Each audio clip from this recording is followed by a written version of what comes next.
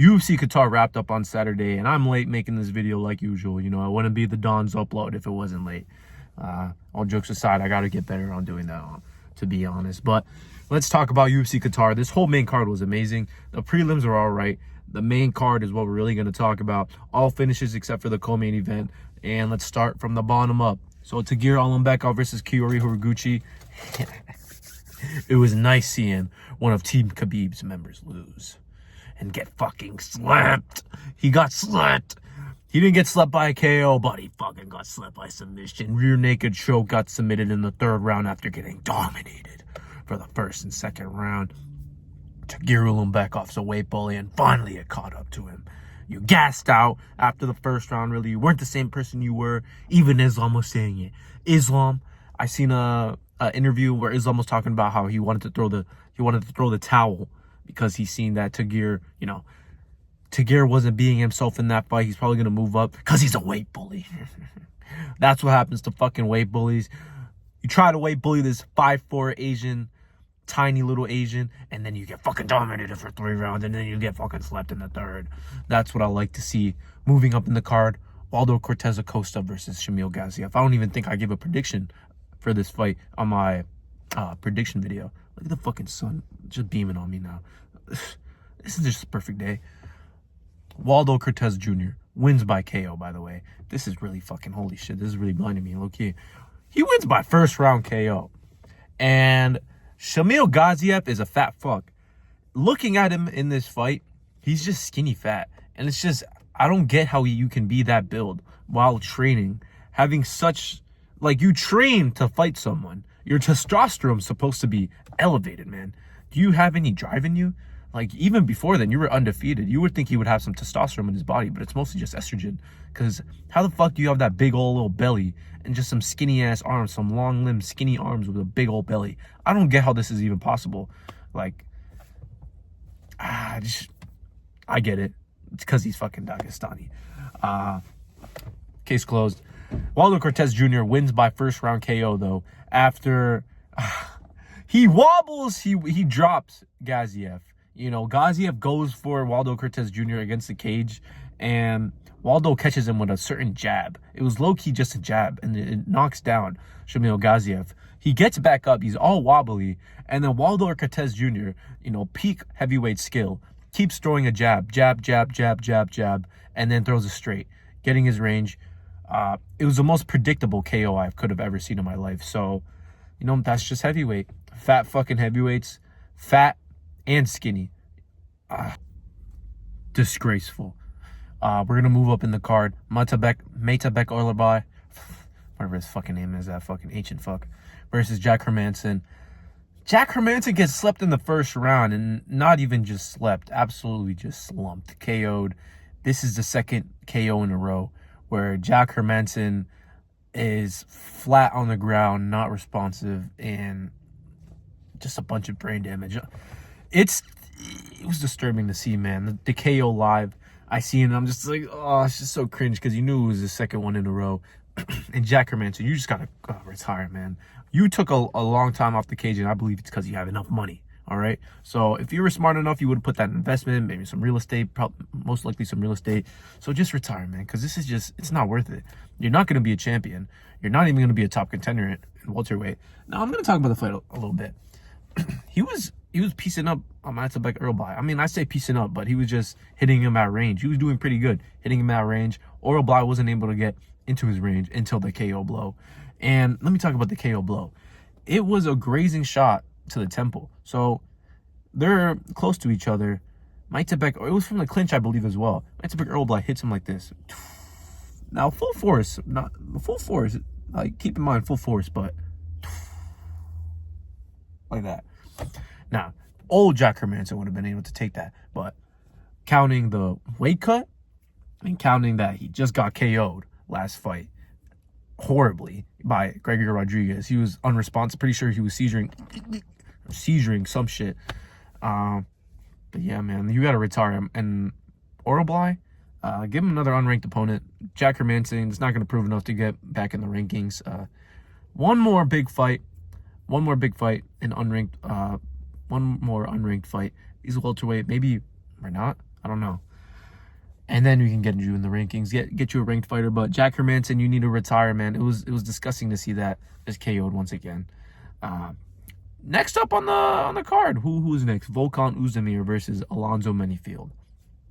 Just like how I predicted. I'm pretty sure I went 5 for 5 on my predictions. I don't think I put the Shamil Gaziev fight because at that time Waldo Cortez didn't step in, but I'm 5 for 5. So Alonzo Menifield gets TKO'd by Volkan Oezdemir in a pretty funny fashion. It was pretty funny to look at. Alonzo Menifield out here doing his head movement. I don't know if he really focused on that during training camp, but he was really trying to show that off in this fight. And he got against the cage and he covered up. And Volkan Oezdemir was hitting him in the guard. And then he was probably in his mind thinking, haha, this motherfucker, he's hitting me in the guard. Just let him hit me in the guard a little more times. Maybe hit me in the body and then I can counter. And then he gets uppercutted, which wobbles him. And Alonzo Menifield's not known for his chin, so he's a pretty chinny guy. So he gets wobbled by an uppercut. And then that puts his defenses down. And then he gets hit with a left hook, uppercut again, and another hook. And he just gets TKO'd on the fence. Alonzo Menifield, you fucking too, bro. You should retire as well, man. I mean, you didn't get flatlined, but how many times do we got to see this where you're against the cage or you get flatlined? The KO against, what's that motherfucker who's undefeated? He fought Nikita Krylov. What's that motherfucker's name? Murzakanov, some shit. He got slumped by him, and that was a pretty fucking nasty KO. So, Alonzo, I'm pretty sure you get trained by a pedophile in Pat Barry, so I'm just kidding. It's a joke. It was a joke. He's not really a pedophile. Look at Pat Barry and Rosalma Yunus, 15 years old. It's a joke, though. But yeah, man, you gotta fucking retire. How many times you got KO'd in your career now? Not good, man. You're gonna be slurring your words by the age 40. Co-main event. Ian Gary versus Bilal Muhammad. This went exactly how I predicted. Ian Gary by unanimous decision. I think this was perfect. 3 rounds to 0. I think Ian Gary won every single round. And it's very impressive performance. He didn't get the finish, but he beat Bilal Muhammad, who's number 2 ranked in the world. He gets the next title shot, in my opinion. After seeing him stuff Bilal's takedowns, I think he has a better chance against Islam, but I don't think he's going to beat him. Amazing call out at the end of the fight by Ian Gary. Good for you, man. Now, I got to give props where props due because no one really does this shit often. No one gives a good call out like Ian Gary did. And it was good. He didn't stutter or anything. It was promotable fucking call out. So that can be used in the next promotion for when they fight. It has to be Ian Gary, though, for the next title shot. It has to be Ian Gary. It can't be Michael Morales or fucking Carlos Prates.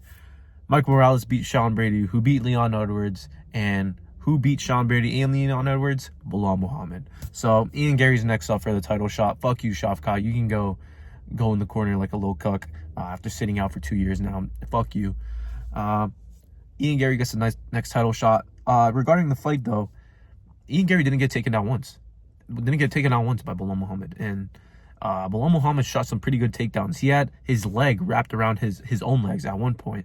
And Ian Gary just, even in the Shafkat fight, he's just really good at his balance. So I think that's a good thing with he can use against the Islam fight, because Islam will get a single leg and he'll try to trip you. He'll try to have you one leg, hopping on one leg and trip you, using his arm to trip you over, or just like a little trip with his leg. I think Ian Gary has a better chance. Probably 2-1 underdog, though, in my opinion. If I were to put the betting odds on this, 2-1 underdog against Ian Gary. But he has a chance, man. He has a chance. Give him the next title shot. And a good performance. Main event, though, Arman Tsarukyan versus Dan Hooker. This was a shutout, exactly how I said. I said round 1 submission. He got it in the second round, but I still said submission, and Arman Tsarukyan wins. So the first round, Arman Tsarukyan and Dan Hooker are striking. Arman Tsarukyan's getting the better in the striking early. Dan Hooker, all he really did in the striking was do front kicks, jabs, long-range strikes. But Arman Tsarukyan, it looked like he just fought 3 months ago. Like, he didn't fight for 17 months, but in that fight, it didn't show at all. There was no ring rust or anything. He put a good performance. In the first round, pieced up Dan Hooker with some combinations, some hard combinations, even kneed him in the face, which caused some swelling, but he did grab the glove or some shit. I believe he cheated. I don't actually remember what he did, but from what I'm seeing everyone's reactions, he did cheat. And I need to see that for myself, but everyone's saying it, so I'm gonna believe it.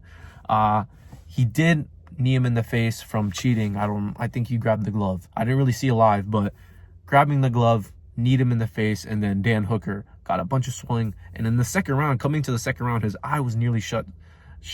And then starting for the second round, Dan Hooker was doing pretty good with the strikes, landing a bunch of front kicks, and then Arman Tsarukyan goes for a takedown. And Dan Hooker, in the first round as well, he pulled for a guillotine, which made him get controlled for the whole round. And in the second round, this stupid-ass motherfucker goes for another guillotine. And he gets fucking submitted after that, because when he went for the guillotine, he was down, and then that's what helped Arman secure his position. Arman, let me give some praise, because Arman does good in the ground and pound. I can't say too much of stuff like that for Islam. Arman Tsarukyan, man. Arman Tsarukyan.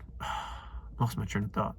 Arman Tsarukyan has some good ground and pound, and he went for that fucking submission. He is a threat when he's on top of you. Like, it's not like he's just gonna be, when he's on top of you, you're worried. When Islam is on top of you, you're like, oh my God, I'm not going to be able to get up for the rest of the round. When Arman's on top of you, you're like, oh shit, I might get fucking finished. His elbows are vicious. We've seen that from the Joel Alvarez fight. Vicious elbows that opened up the arm triangle for Arman Tsarukyan. Beautiful performance. That's what he needed to do in order to be seen as a threat for Ilya. So that's the next fight to book. Arman Tsarukyan called him out in January. That works perfect. First Paramount card of the year. And amazing performance. Good for Arman Tsarukyan. That's what he needed to do. He needed to shut out Dan Hooker, because he really didn't have that much resistance other than front kicks and jabs, really. So good performance by Arman. I think he fights Ilya next. Ian Gary fights, Islam next. Volkan, you're a gatekeeper. You fight next up and comer. Mike Tebek Oblai, Renat. Who else? Waldo Cortez Jr., Acosta. You already got fraud checked by Pavlovich, so I don't think you're gonna be a top contender. And then who's starting as Tagir? Fuck you, Tagir, get cut. And then Kiori Horiguchi, give him a ranked fighter. He just beat Tagir, and Alex Perez just lost to Asu Amabayev. I don't know. Give him a ranked fighter though. That's all I gotta say. Donna spoken.